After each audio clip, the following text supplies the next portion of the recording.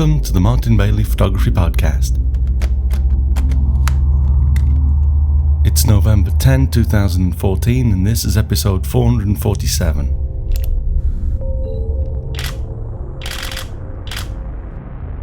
Today I welcome Corwin Hiebert back to the podcast.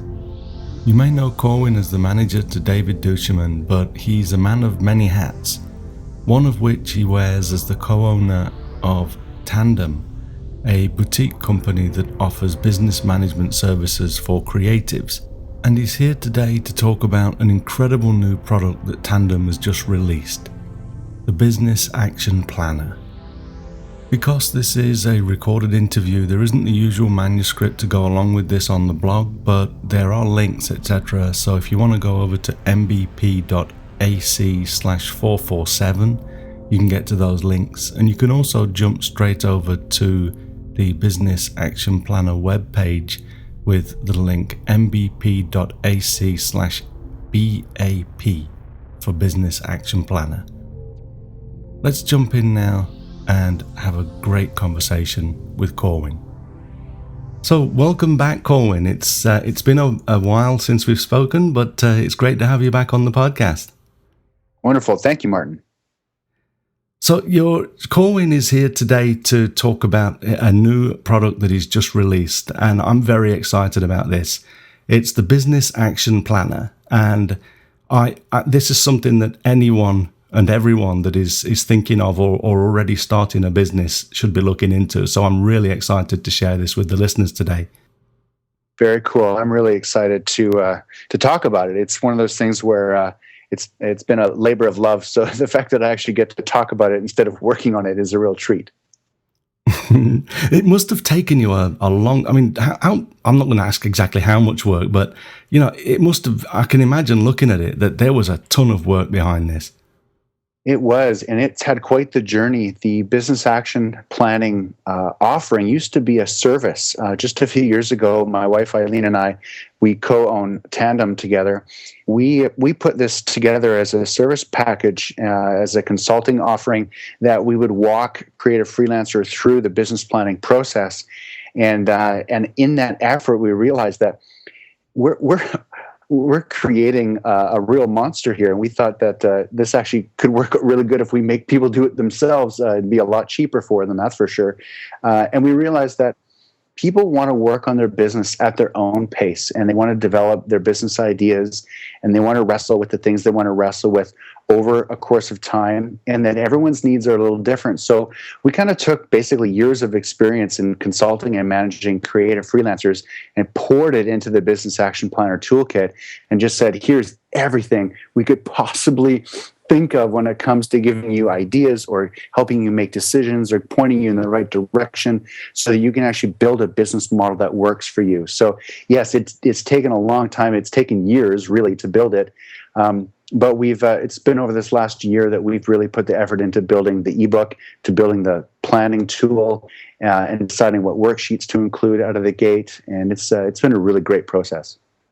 Yeah, I'm just quoting from your website here. We've got it says there's 40,346 words in the guidebook. There's 344 pages in the guidebook, 188 business action items, and 132 business insights. So it just goes to show it's mammoth. But we'll get into a little bit more about the details. But let's first just tell the listeners a little bit about the format, because I'm really impressed with the way you've done this via Evernote. Yeah, and that too was also a journey. We've spent a lot of time in our management work. We've spent a lot of time using tools, mostly cloud-based tools that help us do our work and help us communicate with our clients and help us bring creative projects, marketing projects, business projects to completion. And for a while, for the first 3/4 of the business action planning life cycle, it was actually in a matrix, a grid format, a spreadsheet format. We used a tool called Smartsheet, and we had developed it in that tool. And it wasn't until really, I guess, early summer, midsummer, just a couple months ago, that we really came to fully realize that the business action planning tool needed to be in a little bit more of a note-taking format, one that was a little bit more accessible. I mean, Smartsheet is a great tool, and I'm a huge fan of Smartsheet as a planning tool, but it just was a little too complicated. And, spreadsheets, there's nothing so scary for a creative person that's sending them a spreadsheet. And so, we were trying to make it friendly, but ultimately we realized, what, we've got to put this in a slightly more, a little bit more, a relaxed format, something that's a little bit more, easier to use. And so as we started to reformat the business action planner for Evernote, we knew that we had just really landed on something for a couple reasons. First of all, a lot of people use Evernote. A lot of people use the free version of Evernote. So it's already on everyone's device. And if they don't have it, there's no cost to get it. So we thought, well, that's great. You basically, I feel like we're selling an app when really all we're selling is an Evernote file that you can upload to your Evernote service. So we knew that we were springboarding off a platform that was already useful. And the primary reason that we did that, actually a lot of reasons, let's see if I can keep this brief. We're trying to change the conversation around business planning. We're trying to, demystify and take the scary out of business planning for creative freelancers. And a lot of people look at business planning as, a very rigid, scary, overwhelming, really intense process that in the end produces a document that either A, gets stuck in a drawer and never sees the light of day, or B, is out of date by the time, it's irrelevant by the time it's done, or it just never gets looked at or used or updated. We think business plans should be always works in progress. We think it should be a snapshot of where you're at and where you're going with your business. And it should be sort of like a sandbox for you to play and scheme instead of yet again another post-it note journal entry, scrappy note somewhere or an email somewhere, or you're writing on your hand or your wall. Your business plan should all be in one spot. So we knew we wanted a cloud-based, digital environment so that you could work on your plan no matter what device you're looking at, or for the sake of the Evernote Moleskine, where you can make a note in your Moleskine, take a picture, upload it to your Evernote, kind of get everything all in one spot. So we knew that we were going to use Evernote. Once we made that decision to use Evernote, we knew we'd landed on something. That's what I meant to say. The second thing about Evernote that's so great is that the experience about business planning, when you take the document out of business planning, it suddenly feels more you. It feels more for you. A business plan can tend to be a traditional business plan can feel like you're publishing a document, and again, there are some times where a traditional business plan, is very appropriate for, say, submitting to a grant, grant funding or business partners or what have you. But if you're just building it for you, then you got to take the scary out of it. Otherwise, it's just not fun to plan and work on your business. Yeah, I know that. I mean, my business sort of started organically, and I've kind of stumbled on a number of the things that I've been doing, and so I never really. I actually built a business plan. Probably, let's see, it was more the couple of months just before I incorporated Martin Bailey Photography KK. The KK is like Inc. in other countries, and I can tell you, for one thing, I would have loved to have had the business action plan at that point. It would have made the job so much easier and so much less intimidating. But I found that I actually had the foundations of a business. I'd been doing business as a sole proprietor or sole trader for probably 5 years or so. Before that. So I was kind of hitting the ground running, but still, when I actually sat down, I was going to incorporate my business and I had to show someone my ideas. It was a very intimidating and scary process, even though I was already running with a lot of the ideas. And so I'm looking through the business action planner this week and just thinking, the format, I couldn't agree more that Evernote is perfect for this. I've been using Evernote for years. I actually don't have enough data in there that I need to pay for it, but I still pay for the premium just out of respect for the people that made that amazing product. And I'm sitting there thinking, this is perfect. The way you've got it, you've put the guidebook in one folder, and then the action items in another one. And I'm sitting there thinking, I could be sitting in front of the sofa with my iPad, I could be on the train with my iPhone, or I could be sitting at my laptop or my iMac and actually devoting some time to actually sit down and really work on this.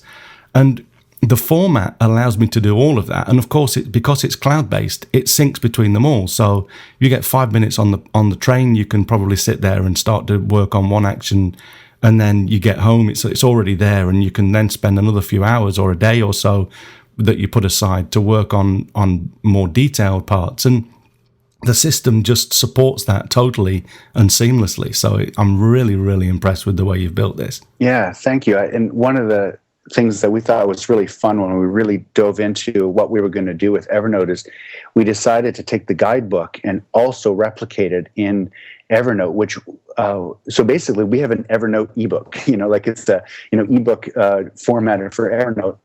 And one of the reasons why we were really excited about that is we thought, well, especially if you think about a lot of people looking on their mobile phones, they're on their phone, and if they're traveling or out away from the office and they want to read, well, it's very common to just like someone in my position to distribute a PDF ebook, which we did. Someone can download the PDF guidebook and there they have it. But it's impossible to read a PDF ebook on a small mobile device. So we thought, let's take the ebook content, all 44,000 words, let's drop that into an Evernote notebook as well, so that not only can someone work on the planning tool, but if they just want to read, then do it in Evernote. It's nice and simple. So we've had a lot of fun with sort of getting our Evernote on and really enjoying that environment as a way to sort of help people work on their business action plan as well. I just wanted to clarify that for those that are not really game for Evernote and they kind of like it's just a little too much technology for them, or they're not interested, or what have you, the guidebook is all inclusive. So like at the end of every section in the guidebook is the business action planning content. You can print that, you can work in PDF. It's not a fillable PDF, but everything's there. There's and using Evernote's not required. It's just sort of, it's a little bit of the heart and soul of it all, but it's not going to hold you back if someone says, hey, Evernote's just not for me. Yeah, good point. Can we maybe talk a little bit about the relevance of the planner to an established business owner as well? I mean, I know that I would have loved this, like I say, I'd already got a business going by the time I sat down to write a plan. But how many years, do you think that there's like an X number of years into a business and this becomes irrelevant, or is it going to be something that doesn't matter how far you are into your business or how many years you are in, it'll still be relevant? What do you think about that, Corwin? That's a great question, Martin. I think the emerging photographer would look at what we've done with the business action planner, and it will give them a very good snapshot of the questions that they need to address over time as they grow what they're going to be doing with their photography business. I think that someone new to the idea of starting a photography business, they need to ask better questions about, where they're going to go with their business and with their career. And so I think it's a really good starting point for really anyone. That being said, the business action planner is very robust and very detailed in the questions that we highlight, and the way that we approach the business plan is it's really engineered for someone that has already started and is steering a moving ship. For someone, for example, if there's a student who is, they're young or they're just new to the idea of starting a business and they've never worked with a client yet, then the business action planner is going to be really overwhelming, and unless they're really dialed into the effort, it's probably a little too much for them. The business action planner is best suited for someone that has already started, whether they've had one or a few clients, or they've been doing this for a few years and they need to change direction or they need to make some changes. Typically, that's easy to recognize. If they're not happy with their bottom line and they want to make more money, or they want to have better clients, or they want to have more clients, and they want to build a legacy as a freelancer instead of it just feeling like a sort of on the side. They really want to take it seriously no matter what level they're at. I believe the business action planner can help them. So it is more for the sort of established and growing, or established and, someone who's really got their foot on the gas or really wants to get there. That's who it's built for. So the newbie, I think they can learn something, and it will prepare them well for the future. But I wrote this from a consulting perspective. I mean, our clients are not startups. Our clients are people who are in demand, that have already a lot of work, and that they need help managing and organizing and making, better business decisions, and sort of dealing with volume and dealing with the demand that they have for their business. So that's our wheelhouse. So we built this for photographers that are who are already in the mix. Again, depending on the level, the more sophisticated business owner might look at the business planner and kind of go, you know what, some of these things I've already addressed. I don't need help with that. But some of those items, they will. So they'll be able to just focus on what suits their fancy. It's a choose your own adventure business plan. Yeah, that's exactly what I felt as I was looking through it. So, I mean, I'm just coming out. We had a half-year fiscal year to begin with. I'm actually in the middle of my 5th term at the moment, but in calendar years. I started my company exactly 4 years ago, so we're just entering our 5th year now, and I sat down and started looking through the action, through the guidebook and the action plans, and the tasks that you actually fill out, and I'm seeing stuff that I'm going, okay, done that. That's good. It sounds as though I did that right. And then I'm looking at the next one, thinking, I really don't have that in place, and I'm going to have to sit down and work on that. So I think that, and because these are only bite-sized, a lot of them are little bite-sized tasks, I literally was zipping through them and getting comfort from some of the things that I'd done right, and then thinking, okay, I've actually tagged the things that I need to go back to and do. And so, yeah, I mean, even in coming into my 5th year, I found it very interesting and probably very helpful. So I'm actually looking forward to sitting down and starting to work on some of those tasks. Very cool. That's great to hear. So when I do these kind of talks, I'd really like to do a 5 tips section, because this sort of gets us thinking in a structured way as well. So let's can you give us 5 tips for the listeners at Corwin? Yeah, you bet. I think that whenever you're looking at your photography business, you always have to distill things down to like what's most important, because working on your business is not the same as working in your business. So you always have to focus on what do you have for your time, like how much time do you have to spend on developing your business, and how much money can you afford to dedicate to the things that you need to buy. There's always priorities that you have to make. So I think coming up with 5 things to focus on, it sounds good to me, because it's the way I like to focus on, let's focus on the big gears. So when I look at business action planning and I kind of think about, what are the 5 things that really stand out to me?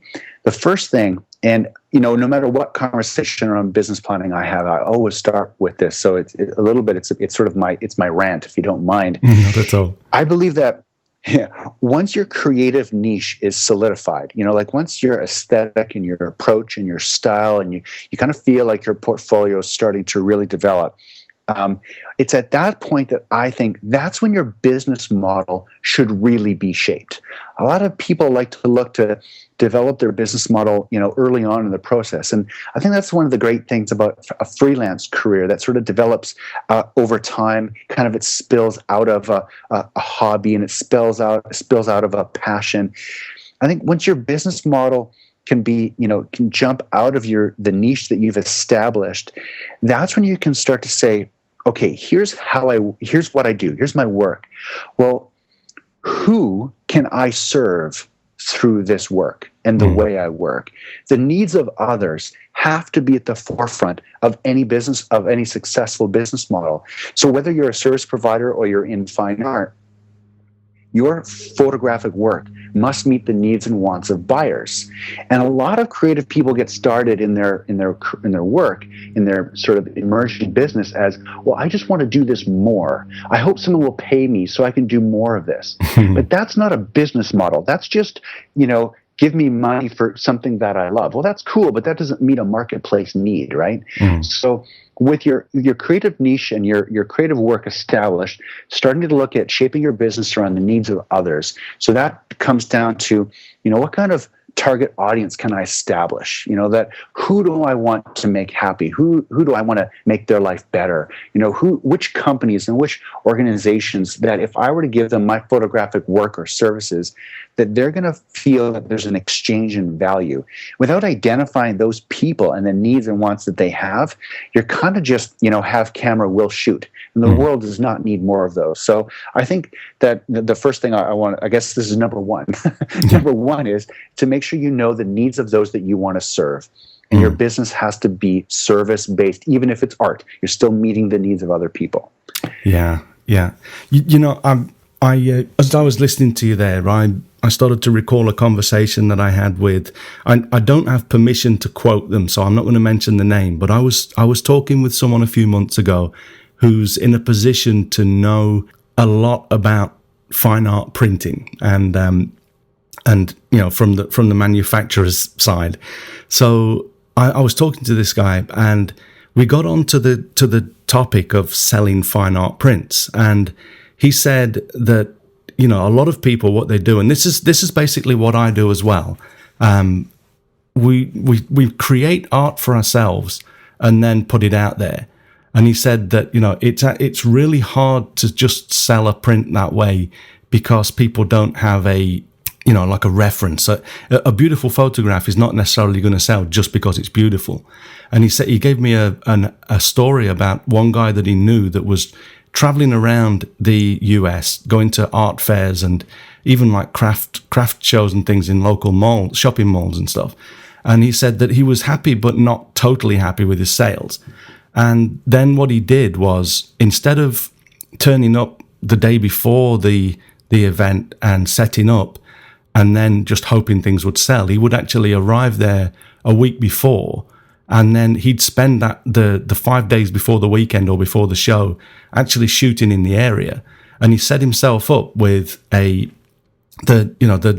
following year, say, if it was a yearly thing, he'd go back and then he'd have photos from the area and probably a lot of the time from that season as well. And what he would do is, in addition to the prints that he made for, just of his own beautiful fine art, he was making prints of local scenes. And all of a sudden his sales rocketed, and people were turning up. I mean, it's not necessarily selling to art collectors. He's selling to families in the shopping mall or people at an art fair. And they all responded so much better to photographs of their local countryside or tourist spots in their local area. And so, basically what he'd done was he'd given himself put himself in a position where he could shoot more, and he wasn't necessarily making the work that he really wanted to, as regards to his fine artwork. Apparently, he was still making beautiful work, but he was catering to the needs of the people that he was trying to sell to. So that really just plays into exactly what you were saying. Mm-hmm. Yeah, that's a great point, and there's always that battle, that challenge, connecting your passion to the needs of your clients. And, sometimes there's a total fit and sometimes there isn't. I think that, if once your style and your niche is established, you can tweak from there. You can find those little elements that you need to adjust in order to generate money. And, for those that don't want to compromise their style or their subject matter or what have you, that's okay. It has a financial repercussion. It might mean that you have to work at a coffee shop in order to supplement your business. That's a decision you can make. But it really does come down to making sure that, what you're offering is of value to those you're trying to get money from. Otherwise, you're just, yet another person with a camera. So, yeah. Well, okay. Well, I guess I'm supposed to give you a list here. So number 2, okay. Number 2 is is really around developing a brand experience that's anchored more around trust and generosity, not just visual treatments. What I mean by that is a lot of photographers that are looking to establish their business within the marketplace, they do that by creating visual treatments like logos and color palettes and websites and business cards and portfolios and all that great stuff that helps communicate your brand. But as a freelancer, your brand is really you. Because what a brand is a brand is an extension of, it's a conversation around trust. And a buyer is not buying from a company, even if you're incorporated, if you're the sole owner, it's really about you. Yeah. So your brand is really what people experience when they connect with you. So that's how you communicate online. That's what you say online. That's who you direct your comments to. That's your extension, your personality, your character. A lot of people look at their brand as simply a logo or some other iteration of their visual marketing collateral. But a brand is a trust factor with the owner. So I like to encourage people, like, for example, if someone really wants to take their networking, up a notch, well, try networking without a business card. Because, for example, what a business card does is it helps make those, if your exchange is brief, it helps you remember who that person is and you swapping details. I'm sorry, if you can remember their name and who they work for or where they, like, that's more valuable than whether you trade business cards with them. It's the type of rapport you build with someone. So, taking your branding efforts and putting it into as an owner, how am I going to act? How am I going to be? What things can I do and say that instill confidence and trust? That matters more. And then ultimately, how can you go above and beyond the call of duty and really give people that wow experience? That's a brand. Yeah, yeah. I when I started doing this podcast, obviously I had a big decision there. I mean, I called it the Martin Bailey Photography Podcast, and there's part of that reason is because it was going to be about talking people through processes as I made my own images, and using real world examples of my own work. Now, there was a conscious decision at that point. I was already doing the occasional assignment. I was selling a few prints here and there. And I was starting to build a brand. And the brand was basically me. And it felt a little bit uncomfortable. And I'm sure I still lose possible listeners to the fact that I'm not going to sit and listen to him talk about himself. But that's not what it's about. That's never what it's been about. But it is about the brand of me and my work and how I, interact with others. And what I wanted to quickly say here before we move on to your third point is that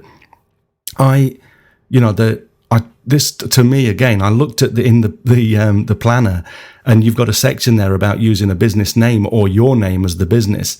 And when I first saw that, I thought, oh no, I've done something wrong. But then you do go into how it can work both ways.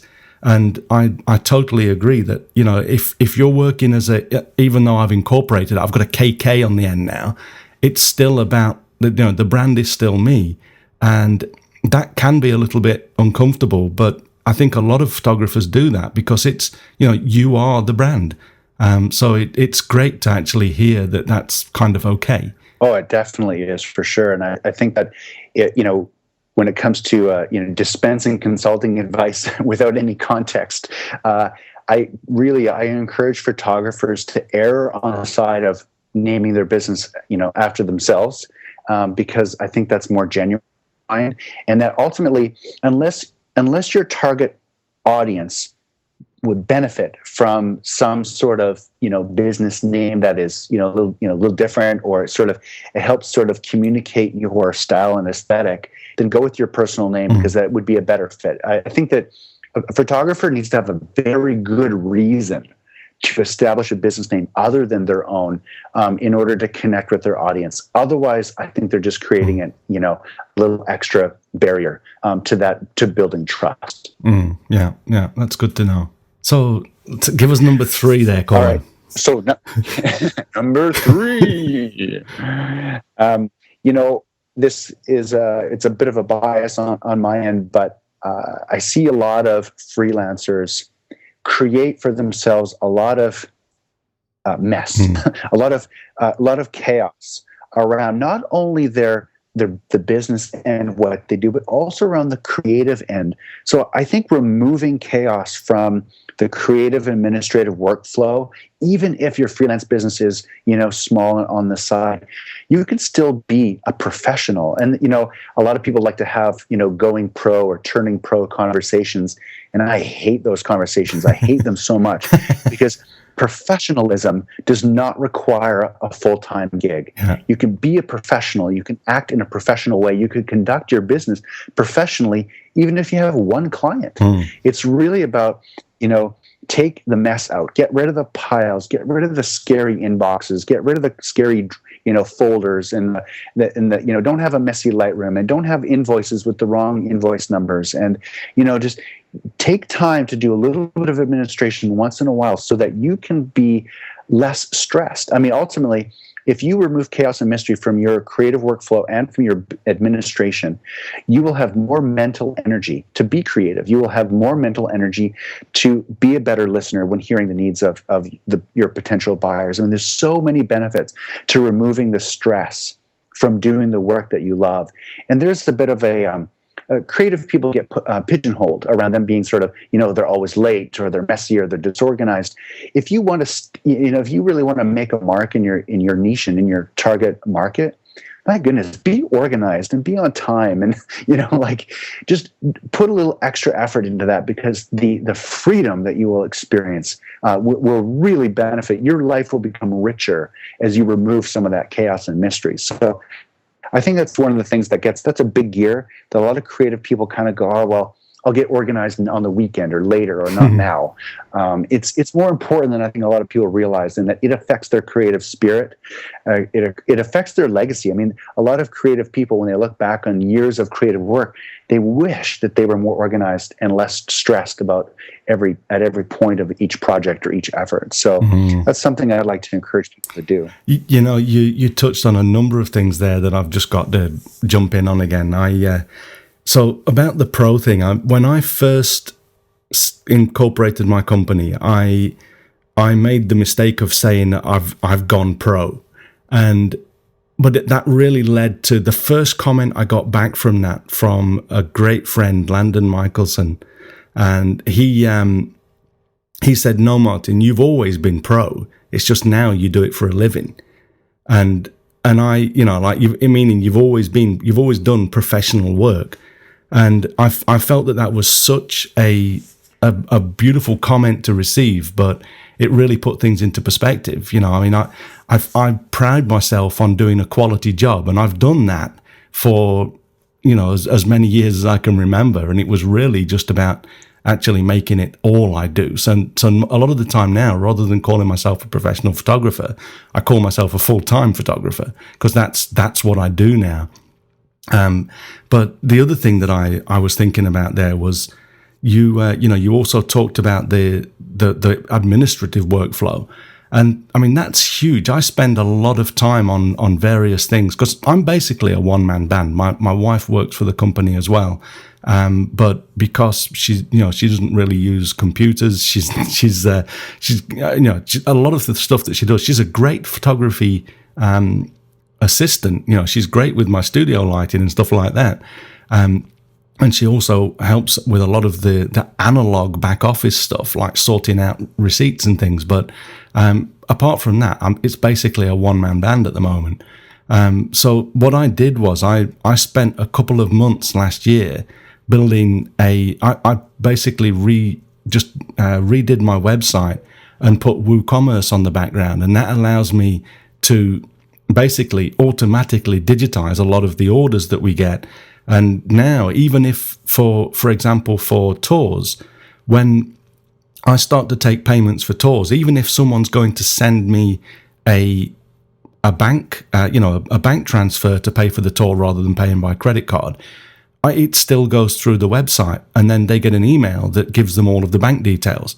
So that not only saves me from having to go and copy and paste those, it also enables me to, as you touched on, it means all of our invoice numbers are all in, all managed properly because the system just looks after all of that. And so it's made everything, a lot of the back office, really smooth. The problem for me, and this is the double-edged sword sort of statement here, is that because I've got a technical background, and because we're still relatively young as a company, I end up doing a lot of that stuff myself. And so I can spend months working on that sort of stuff. And I feel more like a web designer or a web admin sometimes than a photographer. And so I kind of wish that we'd got someone else that I could ask to do that, or even had enough income coming in to outsource a lot of that. But that's kind of going off the rails a little bit in my own personal experience. You basically spoke to the fact that independent business owners have to wear a lot of hats, and you can wear less hats if you're willing to pay for and you put your trust in someone else to do that. But that cost to business, it doesn't always make sense. So sometimes like you said, you worked on a website for months. Well, had you paid someone to do it, it might have taken 2-3 weeks, right? Yeah. And maybe would have happened a lot faster, but you would have paid a premium likely to make that happen. Yeah. And you would have had to relinquish some control at some point.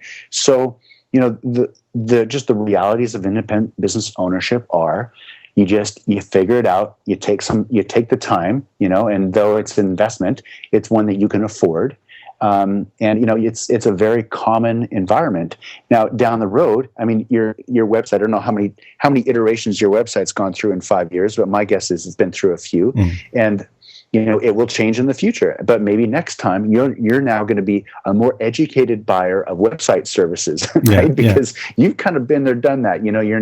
This isn't your first rodeo, and you're going to make a better decision around who you're going to hire and what they're going to do and what you're responsible for. So it is a journey, and and not everything is from behind the camera. Yeah. That's a great point. And a lot of the time you mentioned there about the trust and handing over the I forgot the word you used, but it's so true. I mean, I was talking with my wife a few days ago, and we were actually talking about you and David's relationship and how I would love to have not either a manager or even just an assistant, someone that we hired to help out with a lot of this work, so to free me up to do a lot of the work, the more creative work that I really need to get to.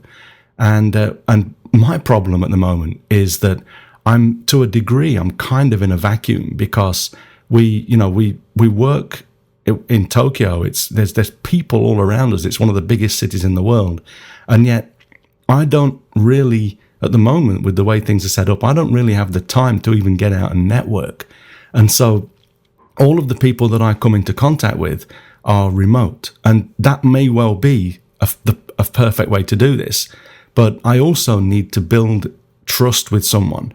And even if I was going to hire someone as an assistant that lived on the other side of the world, I need to find someone that I can trust enough to basically to give the passwords to the website and to actually pay someone to do a job that I'm not sitting looking over them and being able to check that they actually are working 8 hours a day or stuff like that. And even if it's necessary to work 8 hours a day, if they can get the job that I need to get done in half of that, they're still going to get the same amount of money. And so, it's a lot of the time taking that step and actually getting someone on board or trusting that kind of work. It does take a lot of work to actually get to the point to trust people, and that's really one of the next steps that I need to do, is to start to really put myself into a position where I can find someone to entrust with some of that work. Yeah, outsourcing and adding to your crew is not an easy decision to make, and trust is the primary factor. So it's one of those things where it's a journey, and a lot of people experiment with those efforts, usually unsuccessfully. It's hard to do. It's not easily done. But I think it's the business owner. That's the fight, right? As soon as you can start having other people do some of the work, you actually start being a real business owner versus just someone that works in your business. And that is a not it's one of those things where the decision to involve someone outside of, you or your home, sort of your more personal life, to get involved with your business, is one where you kind of have to be able to have the level of demand in your work and the cash flow to justify it, so that you can build up your efforts with them and not just dump, you don't want to pull a pin on a grenade and throw it at a perfect stranger that you hope does a good job for you, because there's just too much on the line. So, definitely, it's that's a hard decision for sure. Yeah. Well, I'm lucky. Well, I'll make my last couple points here, if that's okay. Okay, go on then. Yeah, that's right. Yeah, I just wanted to, because just realized that I had 2 more points. I mean, you gave me 5. That's a lot of homework, man. But I did my homework, Martin. I did my homework. I wanted to highlight the sales process that a lot of freelancers kind of take for granted. They kind of just think that their charm and their body of work will do all, everything they need for them. I think that there's a lot of mystery associated with this, with the selling process that a freelancer has, and I think that buyers are typically very confused about how to evaluate a project, how to get a quote from a freelancer, how to establish sort of the pricing and the value. So I think whether it's a starting point might be packaging. Wedding photographers typically, based on the market, have to create packages with pricing that's established, and sort of they tweak from there. I think a lot of photographers would benefit from looking at the wedding industry and kind of going, okay, well, if a wedding photographer, can be successful with establishing packages and package pricing, then what can I do with my services to identify what I'm going to do and how much that's worth? And how can I move someone to the point of, hey, I'm interested, to them being an actual client? So documenting the sales process and knowing more about the process of getting someone to becoming a client, that's time and energy well spent, as far as I'm concerned. Yeah. I think that it really is so important, and I see you touch on this in your next top point as well. So I won't sort of start going off on my own little monologue here, but yeah, that's so important. I also, the money part is always the tough one, and a lot of people want to talk to me about money. Probably the question I get asked the most is, how much should I charge? Yeah. That's the question I get from photographers over any other question. I get asked a lot of questions. That one is always top of the list. Corwin, how much should I charge? And I'm a huge fan of John Harrington's rant on, what's wrong with day rates, and, why deliverable-based costing makes a lot more sense for a service provider like a photographer. Now, of course, there are exceptions to that, but I think the conversation around money is always best had when, and this is my 4th point. You like how I segue? Yeah, go transition for it. So I think that conversation around pricing and money, it's got to be rooted in a freelancer's intimacy with their cost of living and their cost of business.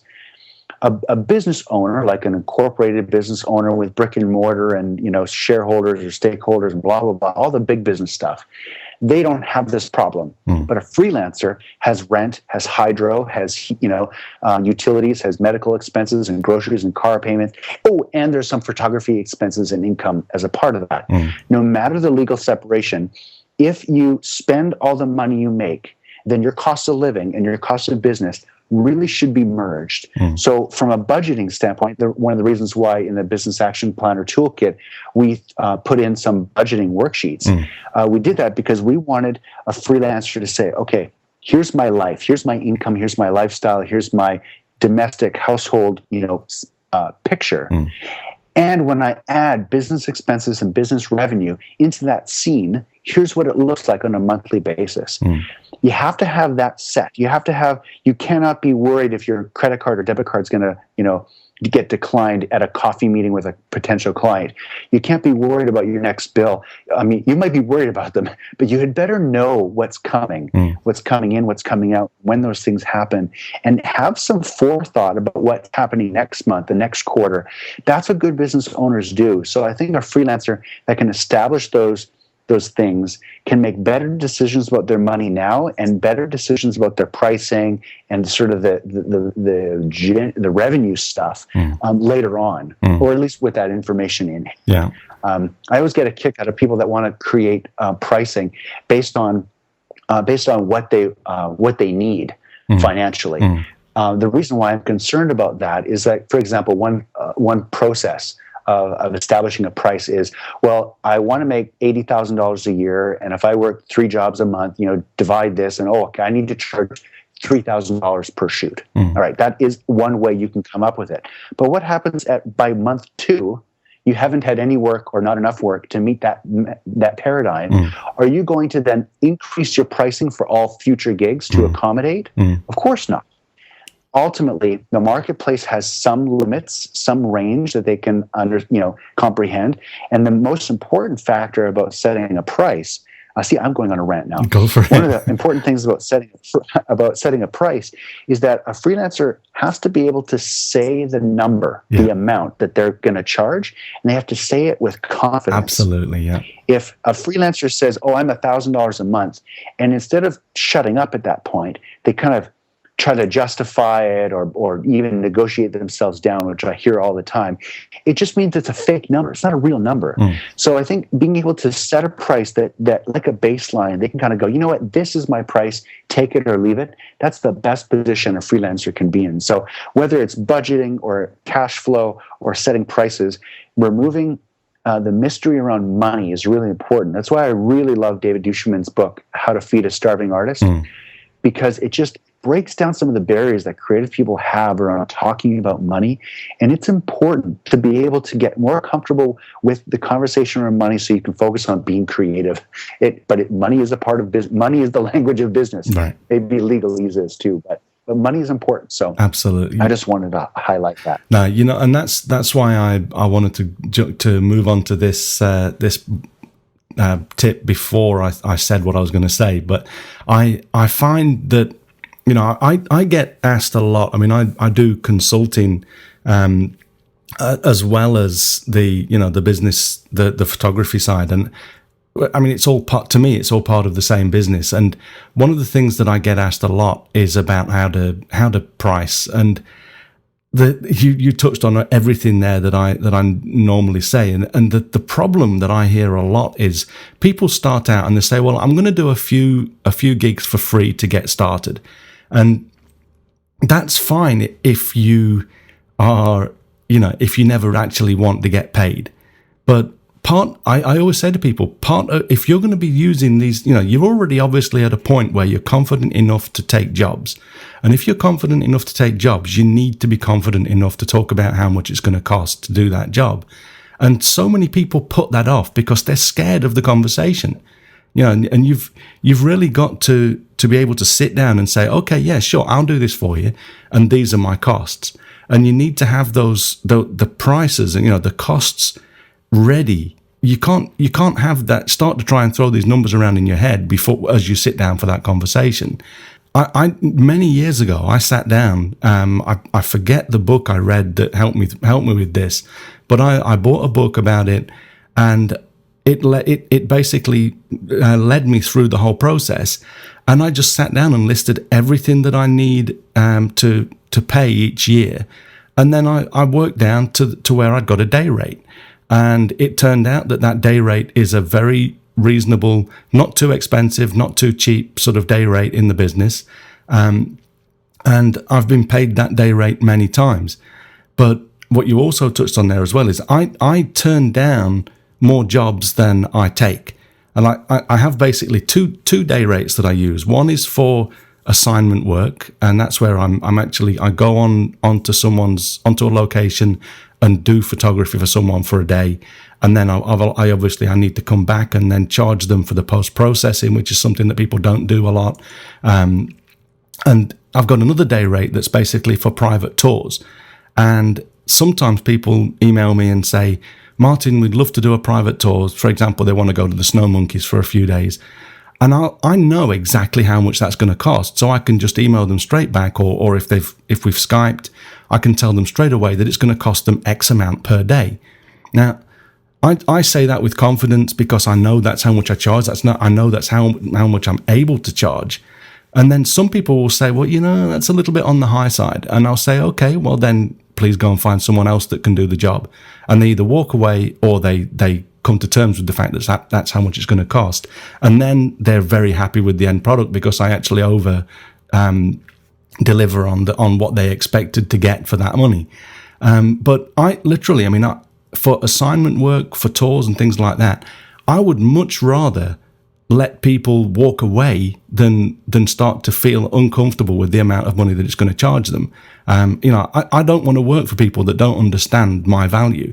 And so, all of that really comes from, as you've just touched on, understanding your costs, understanding how much you need to charge per day, and being confident when you deliver those figures. And I think that that's something that so many people getting started out really aren't able to do, and it's so important. Well, let me I'm going to rant off your rant Go for it. On this one, because I think it's really important, and I think pricing is one of those conversations that a lot of people don't have in a tangible way. So I'm excited that you're jumping into this one.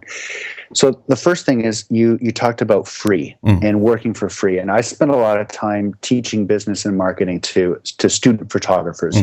Typically they're young, they're fresh out of high school, and they're learning the craft of photography, and they want to start a photography business in the near future. And so they're going through the academic exercise of creating a pricing model that, makes good business sense. And of course, in that process, they typically end up establishing a price that there's no chance they'll be able to charge that rate right out of school. Like from the moment they graduate, they're going to have to compromise on that price for the foreseeable future. Yeah. And if they're, mature about it, they'll recognize that, the rate that they've decided on, they have to earn that rate. And that rate comes with experience and with time and with rapport and trust. And, the proof's in the pudding, right? So you get there. The second thing about free, the first thing about the free part is that free only works when it meets a marketing need. It is not a way to establish a pricing model. Right. So if you've identified ahead of time, hey, these types of jobs, these types of gigs, I should say, I might be willing to do these for free or really, really cheap because I believe I can make use of it from a marketing standpoint, then great. Then when that opportunity comes to you or you pursue it, you know that there's a marketing benefit. No problem. There's an exchange in value, right? Great. Yeah. It's when someone comes to you and they try to convince you of a reason why you should work for them for free, then that's just bogus, and that's not a great way to establish things. Because, like you kind of intimated, if you come out of the gate with free, then really all you're communicating is that you're free. Exactly. There's not a whole lot of value there. So it has to be pre-planned, predetermined, and then you kind of fit from there, and that you have your marketing objectives clear. Otherwise, it's kind of just you're getting used, or you're allowing yourself to be abused as a photographer. So that's pretty dangerous. The other thing I wanted to jump on when it comes to establishing your price is you have to have a walk-away number. You have to have a number that if someone wants to go below, you can say, like you just said, hey, you know what? I'm sorry, you're going to have to go somewhere else. So of course, you want to find, friendly ways to say it, but you kind of have to cut someone loose if they go below that baseline number. When it comes to the negotiating part, what a lot of photographers do is that if they need the money, like sometimes you just need a paycheck because we all need money. If you just need a paycheck and you have to compromise on your base price, then you had better find ways to change the scope, right? The scope of your work, the number of final images you offer, the number of images you edit, the amount of time you spend on site, or you insert, situation or logistics here. Find ways to make it easier or fit better with your lifestyle or fit better with your calendar or some compromise so that you can say to yourself, okay, I'm going to make less money, but I'm going to at least make it a little bit more enjoyable or a better fit for me. Yeah. So there's got to be some understanding. That's where the value exchange is clear. Right. When it's not, okay, well, this is my price. You want to talk me down? No problem. You know, I'm going to give you 3 final images, not 10. Or I'm not going to give you a hard drive of images. I'm going to send you 4, and you're just going to have to pay for the rest, or what have you. Yeah. Yeah. So true. People really need to get a lot of this stuff into their, especially when they're starting out, they need to get it into their plan. Totally. I totally lost count of how many tips I have, but one other thing I wanted to mention, if it's okay, is the marketing effort that goes into a photography business. It's one of those things where a lot of people kind of want to create a portfolio and hope that their work speaks for itself. And well, I think most, especially those freelancers that have kind of been doing it for a while, I think they realize that, hey, it's not quite like that. It's not, put an image on Facebook and get a phone call the next day. Like it's, marketing your photography work is difficult. I see a lot of photographers trying to stand above the crowd and kind of stand out in the crowd and make more noise or share more photographs, or kind of just, crane and strive and really try to, outfight their competitors. I think that's a very dangerous approach to have when trying to make your business more marketable. I think curiosity is what actually drives demand. I think you make your target audience interested in who you are, what you do, and what you photograph and how you photograph it. It will make you more interesting. It will make you more appealing. They will be more interested in how you can meet their needs. And I think drawing a crowd, it can even be small, is more beneficial than trying to stand out in one. So I know that sounds a little bit like a bumper sticker, probably not a very good one. But I think that those photographers that are building a small, loyal, committed audience, whether it's a fan base or a small circle of clients, going deeper with the clients you have, meeting more needs and finding other ways to offer creative services and creative work and visual efforts that, as an artist, you're contributing to multiple needs. Going deep with fewer clients is always better. It's a better way to sell. And then doing things, if it's a personal project or a collaborative project, doing the things that make people notice your skill and your vision and those things are what inspire people. So everyone needs to stop making so much noise. I think people need to spend more time thinking, what can I do that connects my passion with the entertainment factor of others? Like, what do people really want to watch and look at and see and experience visually? That's what draws people to you, not just how many Facebook ads can you pound out, or how I hope my mom really likes my picture on Facebook to kind of get things started. Anyway. Excellent. That rant requires alcohol for me to go down that one. Anyway. Okay, well, we'll save the rest of that conversation to when I finally get over to Canada and bring a bottle of wine around. That'd be great. Or maybe we do a business workshop with the snow monkeys one time. Oh, that would be amazing. Yeah. Well, I would love to see you over here in Japan as well. So we'll maybe be able to make that happen at some point. So Corwin, we're coming up on an hour. It's been an incredible conversation, and I don't want to take much more of your time. So let's start to wrap it up. Where can people go to find the Business Action Planner? Yeah, good thing I got the domain I wanted. Yeah. businessactionplanner.com is where people can find the toolkit, and we have the toolkit for photographers. In a couple of weeks, we'll be launching the toolkit for graphic designers. But right now, it's the businessactionplanner.com website. That's the home base for everything. And our company, Tandem Agency Incorporated, we're the publishers and authors of it. But everything's at businessactionplanner.com. And there's lots of detail there around, including screenshots and other collateral to help someone understand what is involved in this toolkit. But it's all there at businessactionplanner.com. Excellent. So I guess that people go over there, they can get in touch with you about the planner and everything as well. Yeah, you bet. All the links come straight through to me and my team. Excellent. Well, it's been a pleasure and a great educational conversation as well. So it's always nice to talk with you, Corwin. But Yeah, let's wrap it up there for today. Awesome. Thanks, Martin. All right. Thanks a lot. Bye-bye. Take care. Bye-bye. Wow, what a great conversation. I hope you enjoyed that. So we've actually set up an affiliate system. I believe in the business action planner so much that, I'm going to be promoting it as well. So if you want to help support this podcast and the Martin Bailey Photography website, then use the link mbp.ac/BAP when you go over to buy that, and you'll be helping us out. And before we finish, I forgot to mention something last week that I should have done. At the end of the final part of our Iceland travelogue, I had actually just updated. We'd drawn a winner for the fine art print giveaway that I do every few months. And I actually, the image that I showed you of the deep glacial ice looking like a jewel in the midst of some larger icebergs, I'm going to give that away on December 25th, Christmas Day. So if you'd like to be in with a chance of winning a 17 by 24 inch fine art print of that photograph, then go to mbp.ac/giveaway, and you just have to sign up for our newsletter.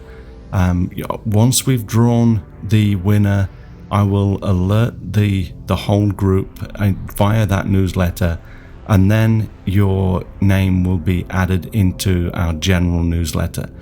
If you have already entered for a previous giveaway, there's no problem. You can enter again, and your name will only, of course, go into the general newsletter once, so you won't receive multiple emails or anything like that. And we don't spam. You'll basically get an email every so often, and you can always unsubscribe if you decide you don't like that to get that later. So giveaway draw will be on, it finishes on December 24th. I'm going to let that run over a little bit to my 25th so that we can get the time zones in, and then I'll email and let the lucky winner know who they are, and we'll start another draw, probably run through into February or the end of February time. Okay, well, thanks very much for listening today. If you enjoy this podcast, please share a link with your friends. And if you don't already, please subscribe in iTunes or your favorite podcast program to ensure uninterrupted delivery. You can find me on Google+, Twitter and Facebook, and links to everything that I'm up to are at martinbaileyphotography.com, so do drop by and take a look. I'll be back next week with another episode, but in the meantime, you take care and have a great week, whatever you're doing. Bye-bye.